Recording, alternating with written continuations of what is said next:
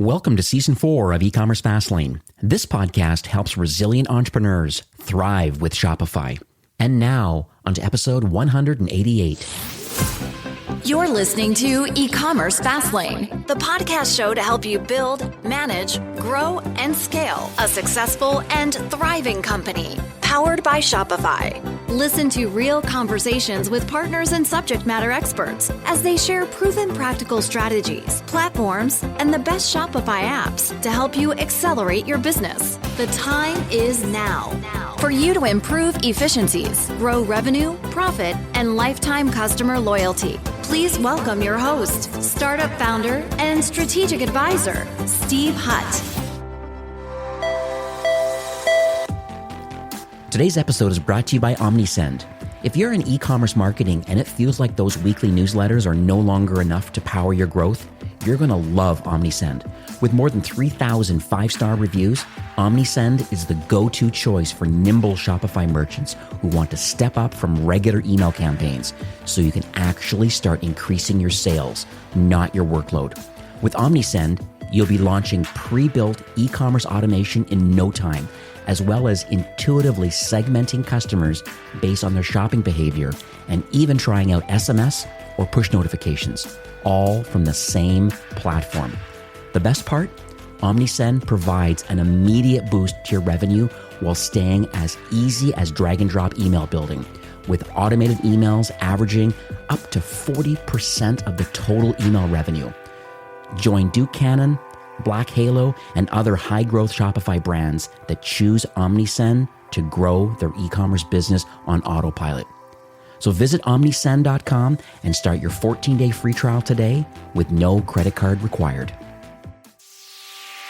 Well, hey there, it's Steve, and welcome back to the Ecommerce Fastlane podcast.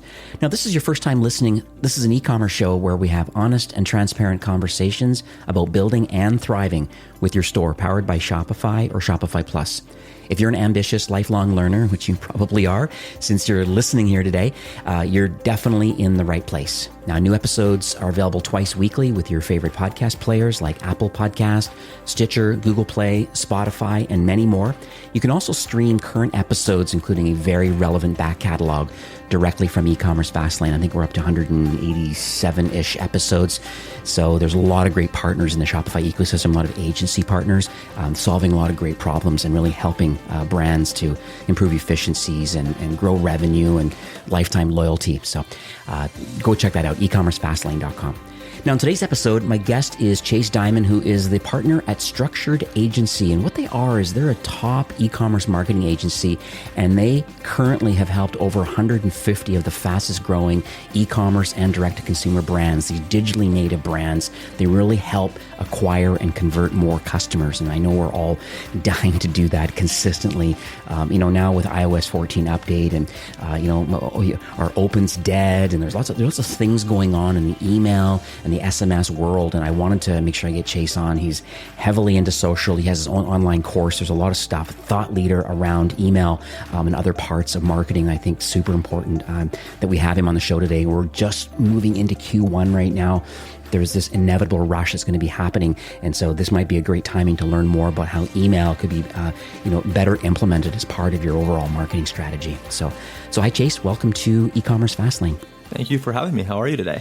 I'm doing fantastic. I tell you, this is the most exciting part of my career at Shopify is the opportunity to get onto this podcast and meet agency founders like yourself, because you're front lines like I am, but you have people on retainer and you're actually like measurably making impact and helping them. That's I guess the difference with maybe as a Shopify employee. I'm not the agency partner, so a lot of times I can't get under the hood and actually do a lot of the work. I can kind of, make some warm introductions and get you on betas and kind of help you out. But you're knee deep in the trenches, and I'm hoping you have a couple case studies and stuff about people that you've really helped to serve and help them grow their brands. Because I think we know email, owning your list has been pounded into us forever, but a lot of people are just not doing it well, and that's why I'm glad that you're on the show today, so we can kind of, set the record straight about what needs to get done today today as far as being a successful digitally native kind of direct to consumer brand. So let's maybe dig in a little bit first on more on a high level about these sort of problems. Obviously, it's around email, but like overall, like how are you helping Shopify store owners today? Yeah, absolutely. So for context, most of the businesses that we work with do in the ballpark of 7 to 9 figures in annual revenue. And when they come to us, they typically have one of 3 problems, if not all 3 problems, right? So problem number 1 is they typically aren't capturing leads effectively. So they're not either leveraging some kind of pop-up, some kind of flyout, some kind of embedded form, or if they are, using it, then there's a lot of opportunity to optimize and improve. That's number 1. Number 2 is their flows aren't producing. And I guess one backstep, when I talk about flows, I mean an automated email. Think about an abandoned cart or some kind of welcome series for non-buyers. So this is an email that's sent based off some kind of behavior or trigger or action. And then the opposite of that, right, is the campaign. And a campaign is a one-time send to a group of contacts. Think about some kind of holiday offer or some kind of promotion. So just kind of quick verbiage as we go. So their flows typically aren't producing enough revenue. And it's typically because most of these folks are just setting it and forgetting it. The number of times they get on a call with someone, they're like, yeah, I have flows that I set back up in 2017. It's like, whoa, okay. Or they don't have any flows at all, right? Which is even worse. Having something, even though I joked about they haven't done something in a while, having something is better than nothing. So that's typically problem number 2 is the flows or the automated emails aren't producing. And then 3, they typically have no strategy or no structure around their campaigns. So sadly, a lot of brands in 2021 and beyond are still batching and blasting. Mm-hmm. And that's basically just mailing their entire list without any kind of strategy or rationale behind why. So those are kind of the issues that people have. And we personally solve those kind of problems by what we do is email marketing and more recently SMS by plugging these holes. So we fix these things by evaluating kind of how effective they are or they are not capturing leads, and obviously implementing changes, looking at the data, whether that's testing some kind of offer. Maybe it's 10% versus $10 off. Maybe it's free shipping. Maybe it's even the behavior of, does it show up right away? Does it wait till someone scrolled 25% of the page? Does it wait for 10 seconds before it shows up? Right. So all the things like that, improving things like the creative, the copy, all those types of things, the imagery. And then we also review the flows and the campaign performance. So we'll check these results that kind of they're at, where we might expect it based off of industry data, based off data from Shopify, based off data from the ESPs, which are the email service providers, and based off our own data. So we currently work with over 100 brands on the email side and SMS sides alone. And a lot of them fall into certain categories: health and wellness, beauty, home goods, apparel. So we are able to compare different brands and different verticals depending on the AOV, depending on the LTV, and see where they should be. So long-winded, we're at least on my side of the house, I focus on email marketing and retention. But as an agency as a whole, we do paid ads, kind of content creative, and then retention. So that's kind of a little bit about us. Very good. Thank you so much for sharing that, because I think that kind of sets the stage a bit, because I'd like to pivot over to the journey, like your journey, because I'm always fascinated why people choose to get involved in certain industries and why. Sometimes they're a SaaS founder and they had an e-commerce company and they had a purpose built to get, to automate something. And then it turns out that it has some more intrinsic value to others that need to solve the same problem. So, but from an agency side, where usually most I would say are on retainer, there's kind of a performance kind of based kind of model where we're really trying to improve whatever the KPIs or business outcomes that are important for the brand. If it's through SMS and email, I just would love to hear your journey about like how did you get involved in this industry and like how is it kind of iterated over time with both your knowledge and then sharing wider. I know you have an online course now, and just curious on that progress through your life of like, why did you choose e-commerce and this sort of automation and marketing field? Yeah, for me, I'm going to give kind of the long story short version. Okay. And this dates back to when I was actually 13. So at the age of 13, I actually got really sick. And from 13 to 14 for the entire year, I kept getting misdiagnoses after misdiagnoses. And then finally, a year later, I kind of got diagnosed with Crohn's disease. Okay. And Crohn's disease is inflammation of your digestive tract. There's about 1.4 million people in the US that have IBD, which is inflammatory bowel disease. It's basically Crohn's plus ulcerative colitis. And at 14 years old, I did what any 14-year-old would do, and I wanted to raise awareness and fundraising for this disease. So from 14 to 16, I basically dedicated my life to learning guerrilla marketing to raise awareness and ultimately funding. So that was things like taking ads out in the local paper, setting up restaurant fundraisers, putting on like these large walks with the charity organization, sending emails to friends and family, sending messages on AIM, calling friends' houses, right? I was doing anything I could to learn it. So for me, like this experience of just, learning something and trying something and seeing success was really how I found my love for marketing. So at 16, I ended up becoming the youngest board member of the Crohn's and Colitis Foundation. And then from there in college, I had to help pay my own tuition. So I'd help my parents pay for my tuition or else I couldn't go to college. So on top of playing college soccer, being in a fraternity, being in business clubs, I worked like 6 to 8 different jobs and internships. Wow. And it was through these internships that I once again really found my love for marketing. And this time was a little bit different though. I was making and marketing kind of products and services versus the charity, and I actually was making money. In the charity, obviously I was raising money, but I didn't see a single cent. Now I was making money and I'm like in college and paying for these things. And I just was addicted to learning and growing and earning. And at one of these jobs I had, one of the engineers happened to walk past my desk as I was manually copying and pasting emails one by one, right? I would do this. I felt like that was my whole job, was just copy and paste. And he looked at me like I was crazy. And I'm like, why are you giving me this weird look?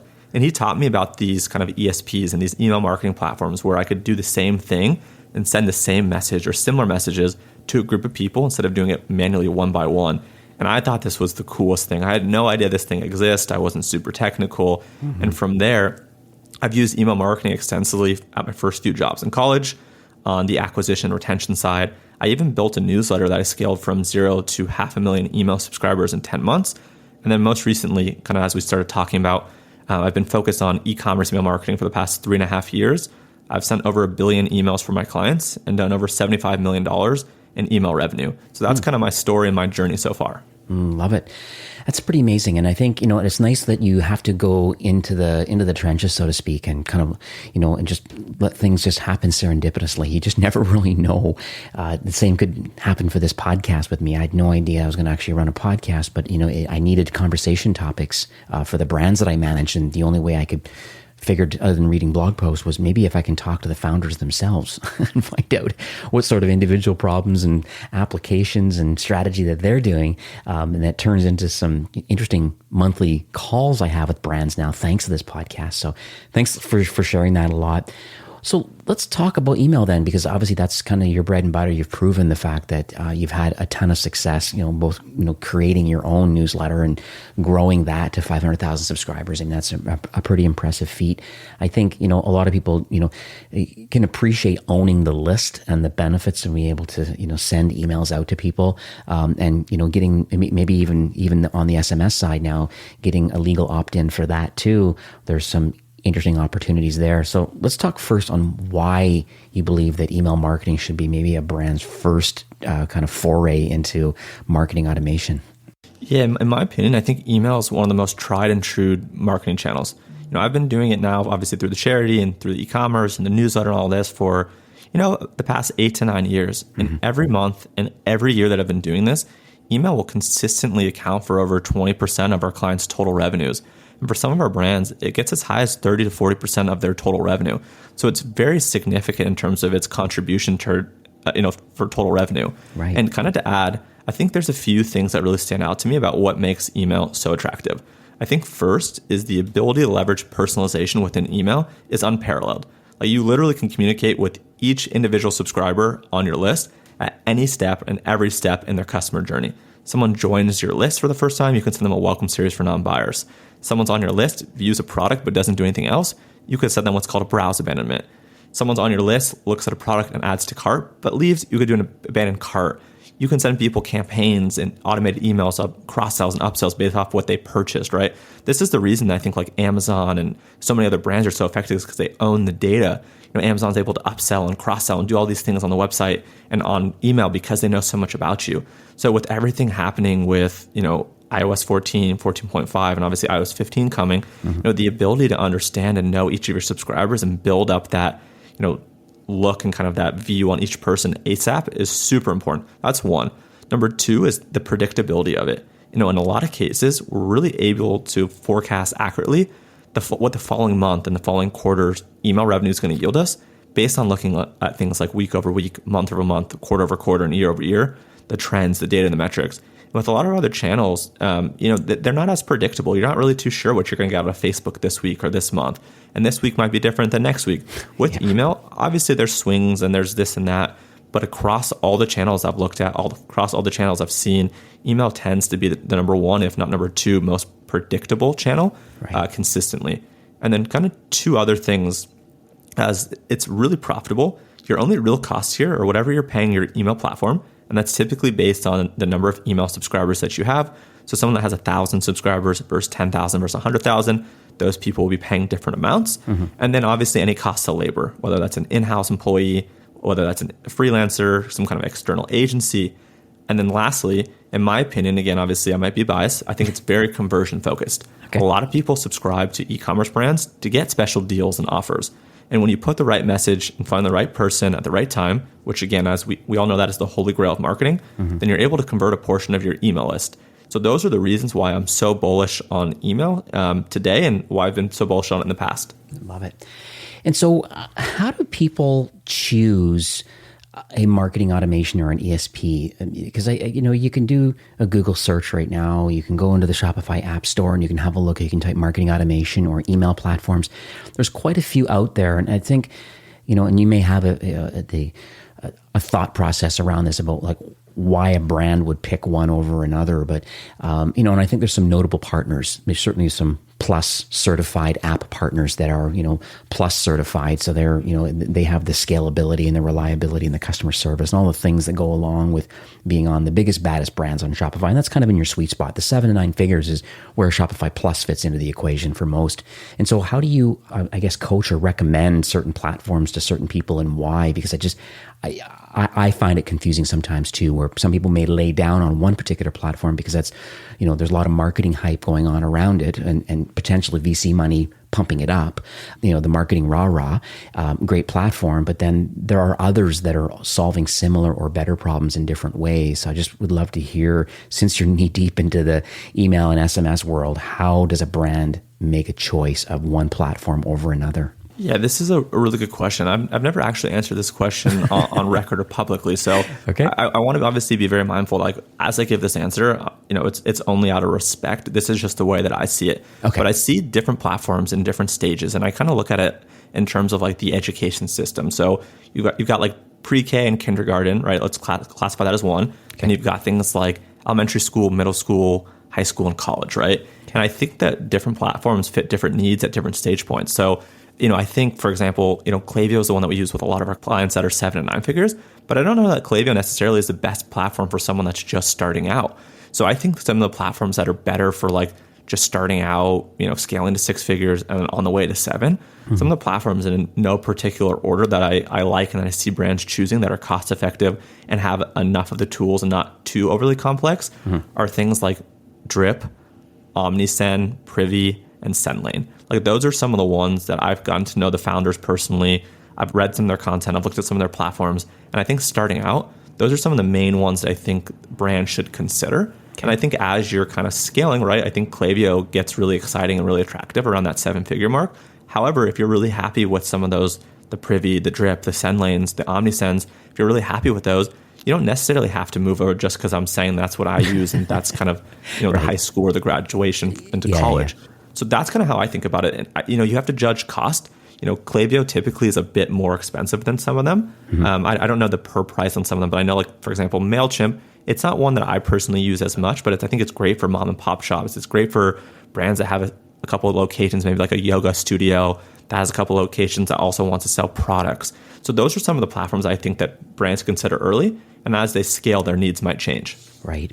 And then when you get into I don't want to say true enterprise, but when because I know there's lots of brands in the 9-figure category that are having success, maybe using Klaviyo or Dot Digital or a few others in this space. So do you find that people can outgrow Klaviyo at some point? And is there a reason to want to pivot? I know you're saying, hey, just because you said it, but I was curious, is there an inflection point somewhere in the, I'm using Drip or Privy or SendLane to do something, but all of a sudden I see that there's value in maybe leveling up a bit and getting into Klaviyo or .digital or something else? And then is there another inflection point that could happen where, do I want a full Swiss Army knife of all things marketing strategy? And then is that where the next jump is?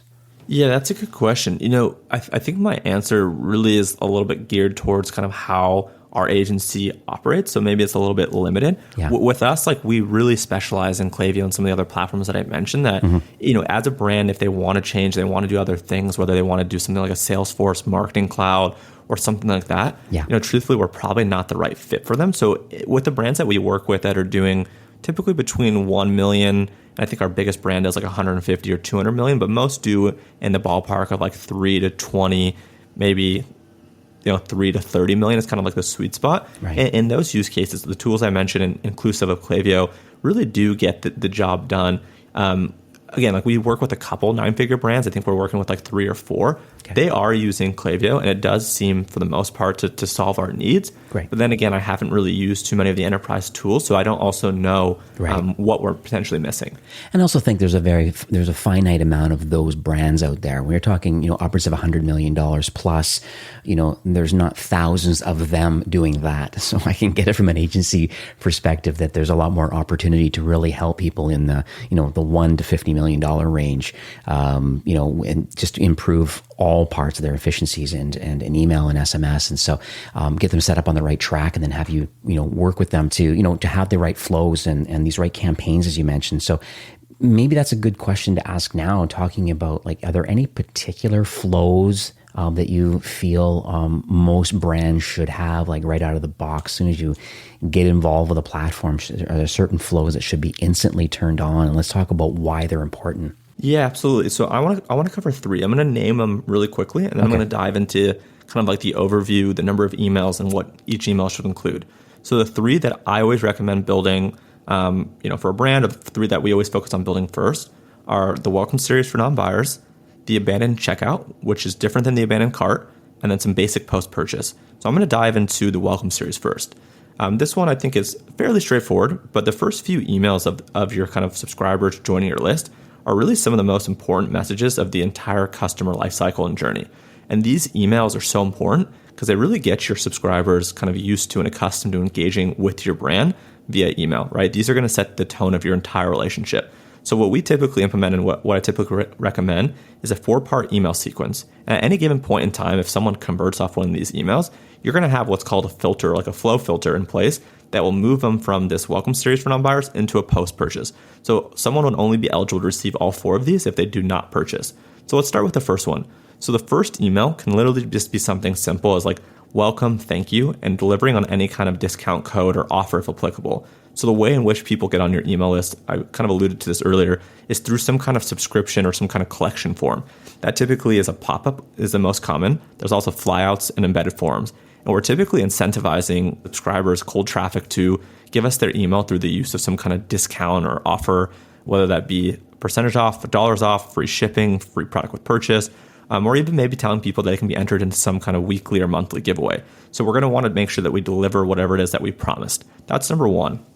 Number 2 is we want to really focus on the brand story, deliver kind of any insights and info on the unique quality standards of shopping with the brand, and really kind of just highlighting the benefits. So email 2 really is going to answer that question for the subscriber as for what's in it for me? Email 2 addresses that. Email 3 is all about social proof. And social proof comes in many different forms, shapes, and sizes. Some of the ones that we like to leverage are customer reviews, any kind of press mentions, any kind of celebrity or influencer or brand endorsements, any kind of retail footprint. So, we're in this many Nordstroms, we're in this many Macy's, whatever it might be. And then displaying your popular products, right? Guiding people towards the products that other people love is really important. And then the last email of this sequence is really focusing on the community. So you've given them enough info about the brand, they still haven't converted. How do we get them further ingrained in the community? We need to get them to follow us on social, join our Facebook group, hit reply with any questions. So that's the welcome series. It's so important because it's such a necessary time to educate and nurture and hopefully convert some of our new subscribers. Does that make sense before I go on to the abandoned checkout? 100%. Yeah, no, you're preaching to the choir. Thank you for itemizing it that way in that 4 sequence, because that makes complete sense. Awesome. So the next one is the abandoned checkout. And again, I mentioned that this is different than the abandoned cart. So let me explain kind of the customer journey. And again, I'm sure most people listening probably understand this, but just in case. So the most number of people are going to be on your homepage on the website, right? And the fewest number of people are actually going to make it through checking out and ultimately making the purchase. So at each step in the drop-off, we want to serve people content. So if someone's on our list, visits our website, and they view a product, right, and they don't start checkout, and they don't add to cart, and they don't buy, we do the browse abandonment. If they view a product, add to cart, but don't start checkout, don't buy, we then do the abandon to cart. And then if people view a product, add to cart, start checkout, and don't buy, that's where this abandoned checkout comes into play. So doing this is going to help you really recover and convert some of your most engaged visitors that are already on your website and in your funnel. It's essentially a follow-up sequence sent to someone, again, who's added the stuff to their cart, gotten through a portion of checkout where they fill out their name, their phone number, their email, their shipping, right? They just don't ultimately make the purchase. Right. So we typically start with 2 emails here. So the first email is going to be around reminding the customer of the item or the items that they left behind. And if we could showcase trust and credibility through the form of testimonials and reviews in these emails, great. Otherwise, let's just focus on kind of reminding them of the item or the items that left behind. And then email 2, if they don't convert off that first email, really is going to be focusing on educating customers or kind of prospects on what the company stands for. So by hopefully kind of letting them know who you guys are and why it matters, kind of some of the elements we talked about in the welcome series, hopefully this will encourage prospects to complete their order. And again, we're going to want to remind them of the item or the items they left behind. So that way it shows dynamically for each person. It reminds them. And all they have to do is click a button and it's going to take them to their checkout. And then they have to enter their card info and details and press confirm. Right. So that's the abandoned checkout. Are all good there? Anything you want to cover on that one before? No, that's good. So welcome series I have, and then getting into the abandoned checkout series is excellent. Awesome. And then the last one I want to round out kind of on the core flows, the ones you have to do first, is kind of some basic customer thank you, kind of some basic post-purchase. So we always want to show appreciation for our customers by saying thank you. And this really helps strengthen the bond and reduces buyer's remorse, right? We want to make sure that people feel good about buying from us by saying thank you, letting them know what it means to us. So, and then if we could provide any kind of education about our product or products, if needed, then great. Maybe it's a supplement or some kind of hair care or some kind of expensive product. We might want to show them and teach them how to use it and what they can expect while they're waiting for it. And then lastly, if we could get our customers provide like valuable feedback and content as well as join our community, that's going to be great. So, there's multiple emails you can send here. I'm just going to focus on kind of 2. And the first one is just going to be a basic customer thank you email. And this is going to be where we show genuine gratitude and we validate the customer's buying decision. And again, include the education here if we need to teach customers how to use the product. That's number 1. And then number 2 is we'll want to basically, as we give them enough time to actually receive the product, review the product, enjoy the product, we want to do like a product review request. And a bonus, one tip that we've done with some of our clients that's been really successful is we've actually asked people to leave a review on one of our Facebook posts, which we then turn into a Facebook ad. And by increasing the social proof on our Facebook posts and our Instagram posts, we've been able to decrease the cost of acquisition. And then lastly, we want to invite them to join us, to follow us on social and join the community. So those are just some basic post-purchase emails. These are going to be sent in tandem with the emails that are called transactional emails. And a transactional email is very similar to a flow where it's an automated email, but it's really geared towards things that are post-purchase around purchase activities, an order confirmation, a shipping confirmation, things like that. Right. And those are typically natively sent from Shopify versus like a Klaviyo or elsewhere. So we send our campaigns and our automations, so the flows within Klaviyo, Drip, Omnisend, etc. And we typically send our transactional emails from Shopify itself. So those are the 3 kind of core emails I wanted to cover. Yeah, I love the, thanks for sharing all of those. And I really appreciate you being transparent about kind of what's working today. I think it's really important to share that with our listeners. One thing I just, 2 things that I have some notes here on. One is leaving a review on the Facebook page that can be converted into, like UGC, this user generated content into social ads, I think is a brilliant way of getting a review and repurposing content that's authentic and real. I think that's a fantastic little tip. So thank you for sharing that one. Absolutely. And then the other thing I wanted to ask about, which a lot of founders don't necessarily in the marketing automation sphere don't really have an answer to this, but I'm going to pick your brain right now and kind of see where this conversation goes. But how are we dealing with the unknown customer? Because some of these flows are under the assumption that exit intent, some kind of a pop-up and some kind of a legal opt-in through SMS or whatever it is. But with a conversion rate of like 2 or 3%, call it 2%, 98 out of 100 people leave, never leave any. Okay, let's back up. Let's say that 15% of people use the opt-in form. And so still 85% of your website traffic is unknown.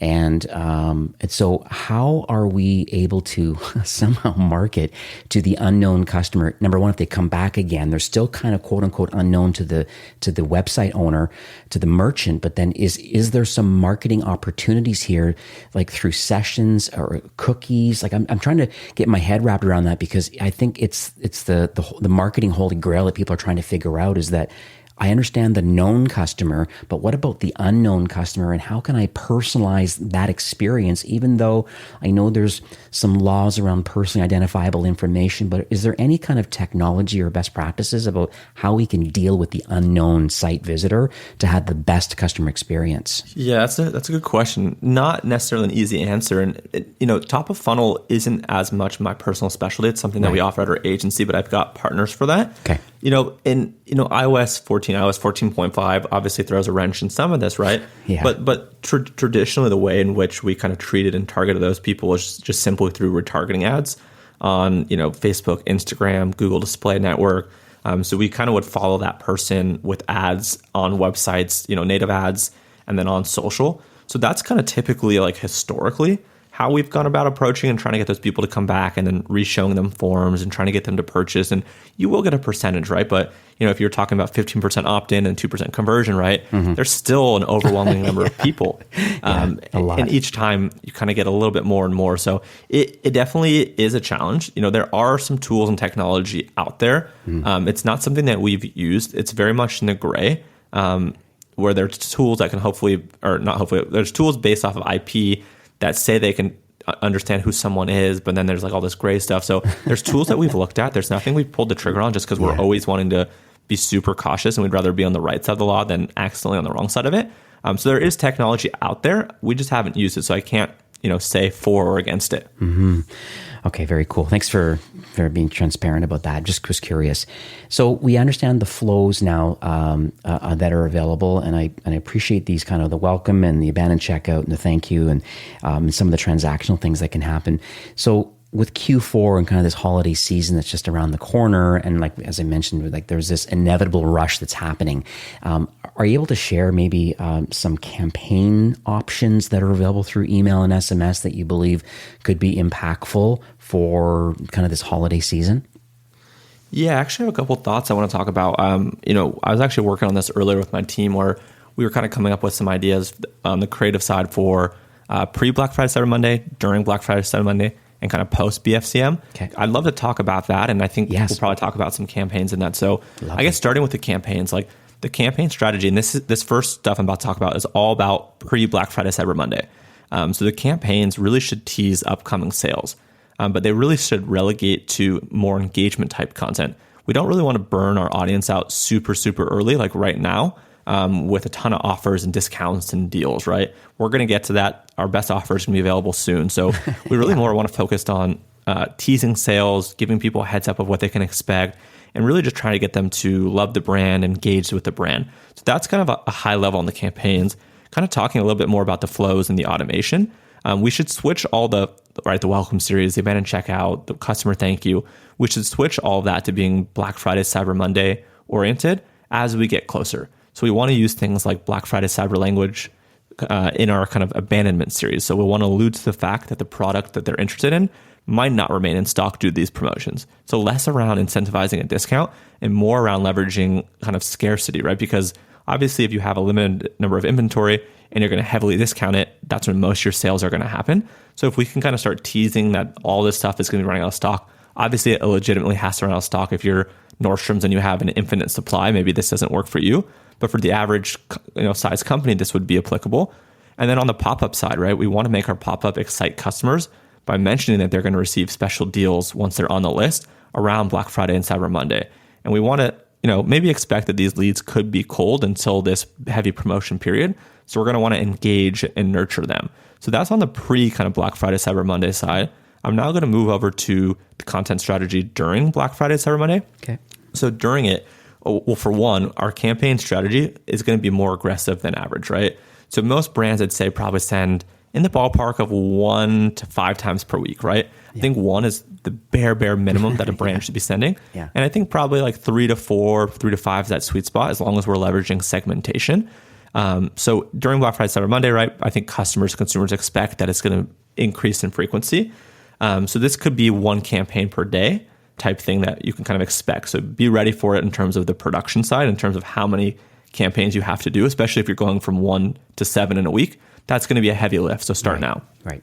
And then also on the automated side, we want to make sure that we trigger our emails in these abandoned series more rapidly. So typically, like in the abandoned checkout, we might send email 1, let's say after 2 to 4 hours.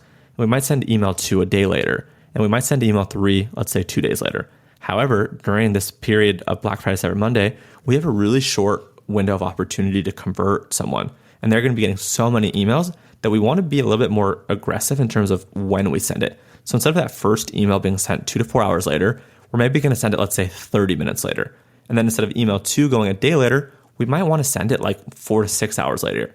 And then the email 3, instead of that going 2 days after email 2, we might just want to send that like 12 or 24 hours after email 2, right? So people, instead of receiving the 3 emails over the course of a couple of days traditionally, they might receive those 2 or 3 emails within like 24 to 36 hours because we really need to capitalize on this time. Does that make sense? Absolutely. Yeah, no. And this is a strategy that, in the past I've mentioned it, but that's why I'm having you on today, because I think that's important to review what your current flows and campaigns are as it relates to BFCM, because it is a unique kind of. I think the last person I spoke to that I recorded said 80% of like share of wallet is actually spent over BFCM. 80% of their wallet, the total amount of money they have to spend over the holiday season, likely gets purchased through that 4-day event. And so knowing that, you want to make sure that you're considering all your flows and campaigns to go along with the being much more aggressive. So I do appreciate that. Awesome. And the last one I have here on the Black Friday, Cyber Monday is going to be about after it happens. So post Black Friday, Cyber Monday, we really want our campaign strategy to not include too many discounts or promotions, right? For 1 or 2 months, we want to go a little bit lighter on the promotions and discounts. That's not to say you can't do any, but we want to really pull back on how promotional we're being. And we really more want to focus on engaging kind of subscribers and customers with stories, educational content, and trying to get them to participate, whether that's a click or prompting a response. And then the flow strategy should be focused on asking for reviews, introducing the brand story, maybe even introducing the team, and really keeping the audience interested in the brand just as much as they're interested in the product they bought from you. So that's kind of some of the thoughts that were like top of mind for me on Black Friday and Cyber Monday. And one thing too that I'd like to add also, when we're talking about getting the opt-in and then figuring out the right kind of BFCM flows and things, I also find that the micro-influencer market is a very interesting market. And as far as getting the opt-in is concerned, let's say like the email or SMS opt-in or even the push notification kind of opt-in, there's a really neat tool, you probably heard of it, called Gatsby.ai. And Brett and his team over at Gatsby.ai, it's very unique because and I think this is something that can work in conjunction with what you folks are doing now, is just the fact that for the opt-in, to get the known customer, to get them figured out and consider like future drip sequences with them and re-engagement sequences and welcome sequences, is that they then look at the social footprint. So you actually ask for their tool along with your existing tools you're having. So if you're using Klaviyo, or if you have Privy or Just Uno or OmniSend or whatever tool you're using as your marketing automation tool, there's going to be some modals and some pop-ups and exit intent and different things that can be triggered as required. But Gatsby works in conjunction with all of those tools. They're an API first kind of solution. I'm not really here to pitch them today, but it's a compelling offer because when you're entering someone's email address or phone number because they want to opt into a sale or promotion or to be notified that there's going to be some kind of a drop coming up, part of their sequence is getting people to put in their Instagram handle. The second you have that opt-in for the Instagram handle, now you have the social footprint on Instagram and Facebook. Then the tool then connects over to Klaviyo and other tools to say, hey, is there an opportunity here? This person just opted in.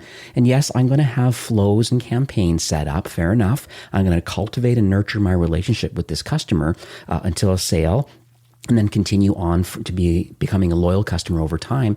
But in the early term, it's like, hey, wait a second. This person has 10,000 Instagram followers or 100,000 followers. They may be a customer or not a customer yet. We don't know yet. They've only opted in through this Gatsby tool.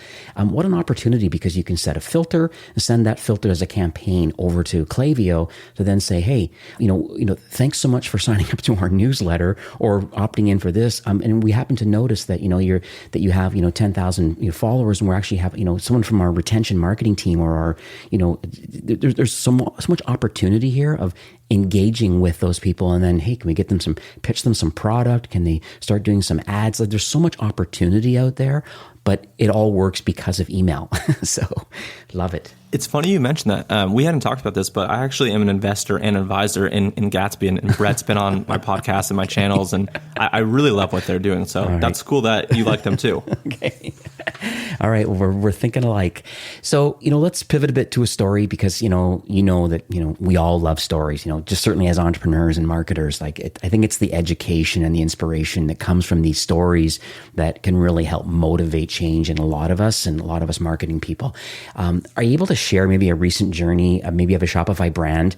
They don't have to be plus ideally if they are, but just curious what you've done, I guess, what their previous relationship was with a different agency or doing it themselves, and then what happened along the way, and then any kind of outcomes that you can share publicly. Yeah, one client that comes to mind that kind of shares about our agency publicly, so I feel like it's okay to share about them. I know they are Shopify. I'm not sure if they're a Plus client or not. Okay. But they're called CrossNet, and they're like this sport and this game for like the beach or for your lawn. It's almost like a 4-way kind of like volleyball type thing. Right. Really cool brand. I believe they're doing 8 figures between online and retail. So we started working with them as an agency in Q1 of 2020. I can't remember if it was February or March of 2020. So, we've been working with them for north of a year and a half.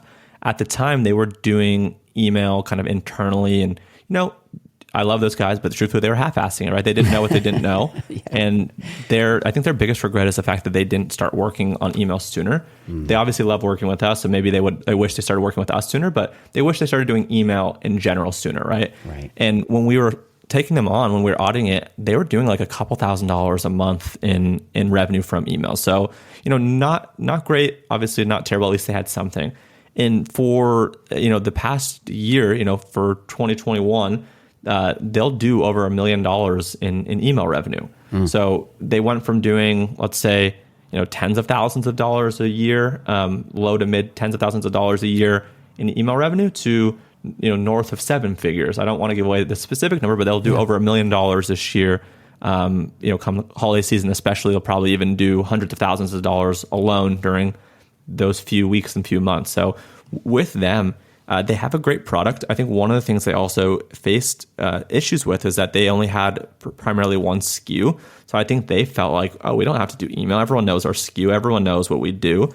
We don't really need to collect pop-up. People are going to buy or not. So introducing, like I talked about, the kind of going full circle at the beginning of this podcast, introducing the right type of pop-ups and the right type of offers and figuring out what kind of incentives work.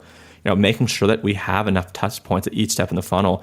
They have different products that range from like $50 to like a couple $100, right? So as you increase that AOV, email is a really great channel to build trust and have enough touch points so someone feels comfortable making that purchase. The great thing about them is they have so much content. They have so much content that they produce and pay for, but way more content that's organic where people share. They've got a Facebook group of raving customers and folks. So I guess long-winded, working with CrossNet to take them from 5 to 7 figures in email revenue in a year and a half has really been a success story. Yeah. And there's a bunch of others, but that one I feel comfortable sharing just since they're so public and kind of open about this stuff. Oh, beautiful. Well, thanks for sharing that. I just appreciate that, because it's nice to be inspired by other brands, and especially if you're doing email marketing in house and you appreciate what Chase has to say here today. It's nice to hear kind of a third party kind of accolades about, hey, you know what, I'm doing some great work here with the team, and we had some measurable impact based on having someone else manage and take care of it. And so it's good that they've been public on social, because I have seen them, and I think their product is really, really, really growing, and I'm pretty sure they're a plus brand also. So kudos to you that you're able to help them out and share each other's stories. So that's great. We are nearing the end of the show for today, but I'm just curious if you have any insights or any, I guess, additional insights or takeaways. I mean, if you see the amount of notes that I have here, it's like ridiculous. It's life of learning is my mantra, right? Like bend, don't break. I'm just going to keep absorbing everything I can and sharing it widely. And I do appreciate you coming on the show today. But just if you have anything that you would like, more of a high level, you'd like to share with our listeners, and any kind of action items. Yeah, with Q4 spirit in mind, I guess kind of to round out the podcast and kind of talk about that. Instead of waiting until November to begin preparing, there are things that you could and should be doing in Q3 and early Q4 to make sure that you really have the most success possible, right? And, a couple things, right? Like running re-engagement campaigns to boost your engage list, doing initial hype campaigns that kind of create this cohort of people that are ready and primed, that are going to just buy from you as soon as you launch.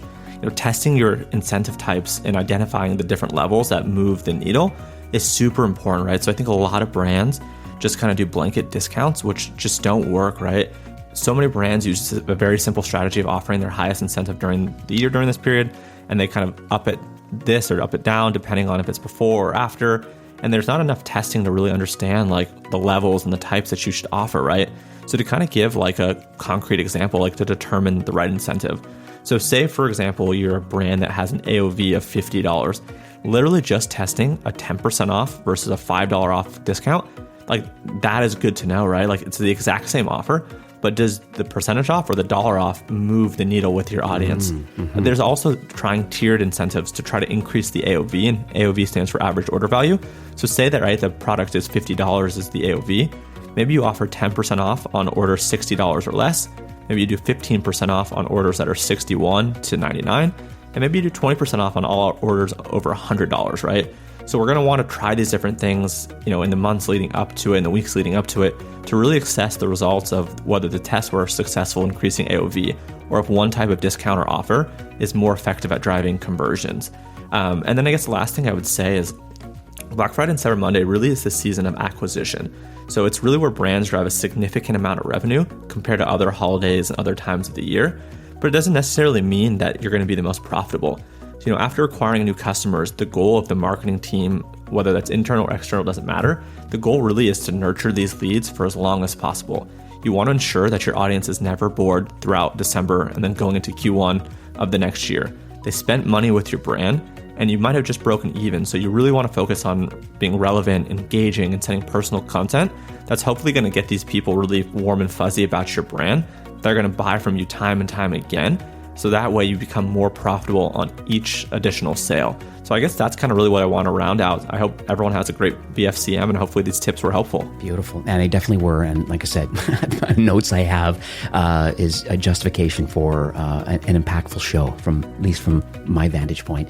So where can people learn more about, you as a personal brand, and then the agency world, and where you call home for your done-for-you services? Yeah, so for me personally, like the best place is Twitter. That's the best social place. So my handle is ecom Chase Diamond. Okay. My last name is Diamond without the A, so it's DIMOND, so no A in Diamond. Okay. So Twitter, ecom Chase Diamond.